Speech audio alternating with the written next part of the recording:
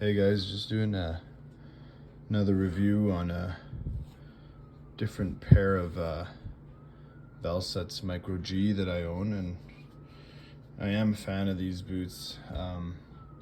These ones I use for personal use at home and stuff, and I actually ended up with these boots because I was at Cabela's and they were on sale for like I think $100 Canadian. So I went right ahead and picked them up.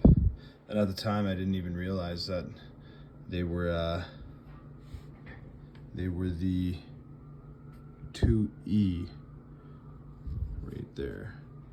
So they are the wider version. And you can kind of tell, you can see, if I was to compare them to the other pair that I use for work, you would see that they're a little bit more, these ones are a bit more wider. And the funny thing is, I didn't really notice, and I thought they felt super good and comfortable, and then I realized that they were the 2E because I thought they looked a little different, and I checked.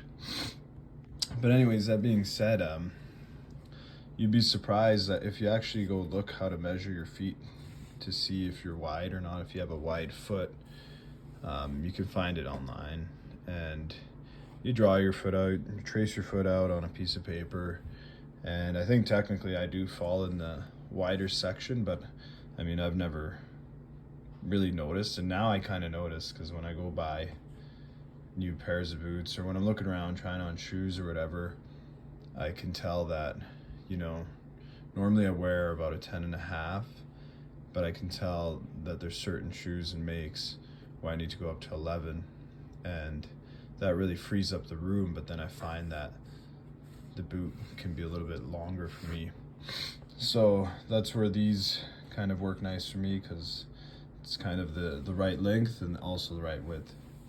But that being said, I just wanted to do a little review on these. I've probably been using these for about, I'd say I've probably had them for about 8 months, and I probably just started using them heavily since the spring, and so I've been using them outdoors, you know, just as a shoe that I slip on. That's why I have them tied like this.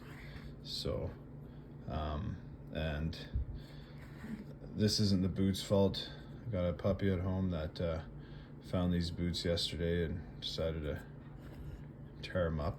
I caught her while she was at it, but if you're wondering why these are torn up, that's why.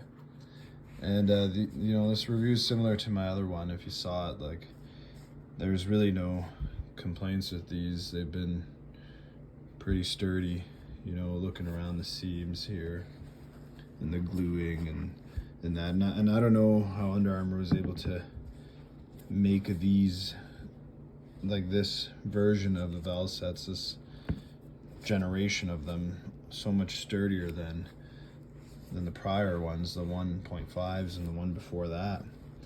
But I mean, you can't really see anything, any glue coming apart. The shoelaces aren't, like, you know, fraying here, because I don't tie them too much unless I'm going on a good hike. Then I'll tie up the boot, but generally if it's just day-to-day stuff, going out for errands or whatever, I just leave them untied. Again, it has that same insole as the other ones, that Insight insole. And again, I mentioned, if you look it up, supposedly they put quite a bit of, there's some technology behind these insoles, and I think that's what makes these Micro G Valsetz so comfortable. Well, all this padding plus this insole, like, I don't need to use anything else. I haven't been using anything else in boots for a long time with the Under Armours.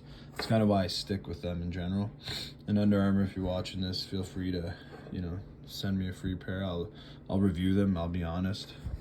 But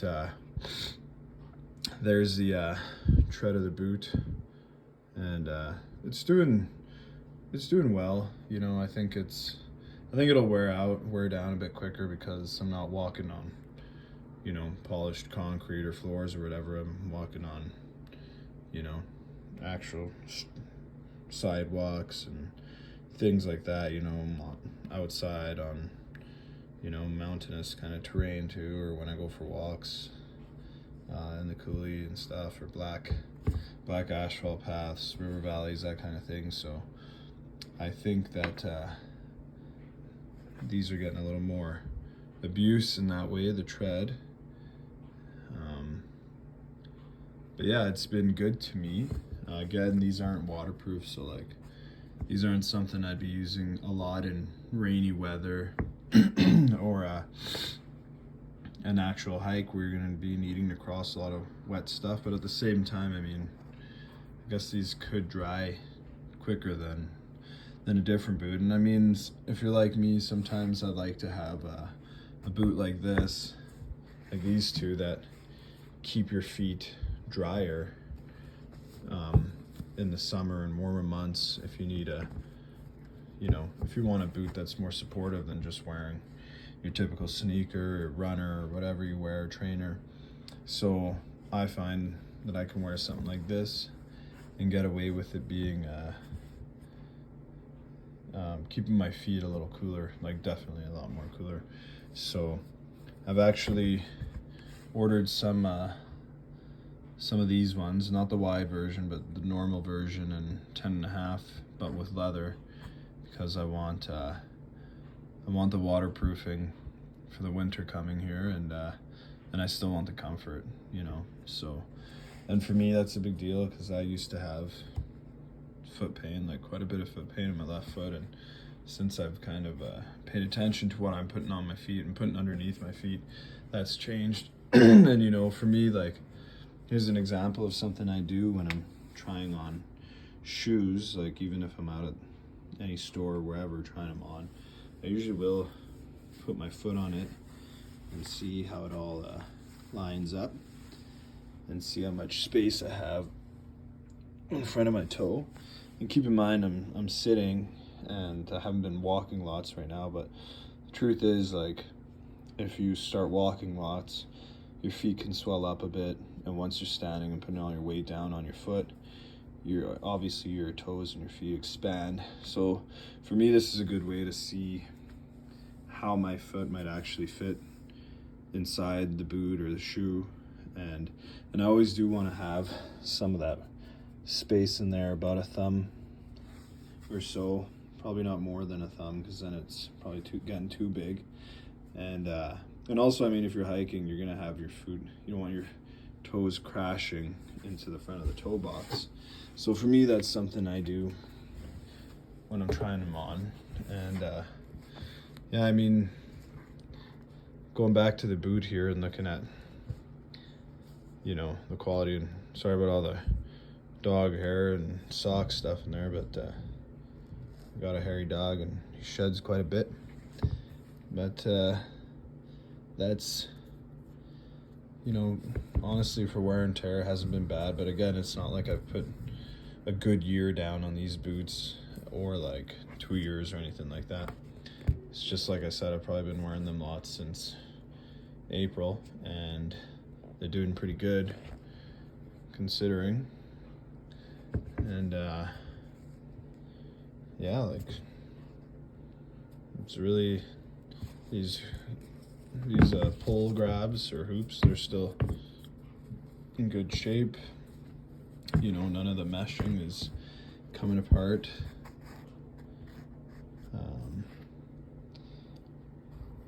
Yeah, so it all looks pretty tight, pretty solid.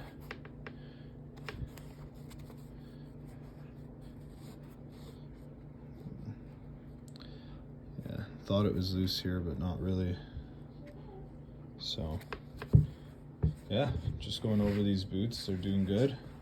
They're holding up good. Whatever Under Armour did with this generation of the Valsetz, I like whatever kind of products they're using to keep it sealed, and, you know, whatever they're using to keep the durability up, it's working. Because I bet if these were the brown 1.5s that I reviewed a couple years ago, the video I made a couple years ago, they probably wouldn't be holding up as good. They probably would be torn up around here. I mean, they're not a terrible boot. Like, if you can, sometimes you get lucky with them, and I think they'll be more durable, but also because I see them for sale, and I'm saying this because I see them for sale at like the outlet store and stuff like that. They're selling that 1.5 model at a reasonable price, like usually around $100.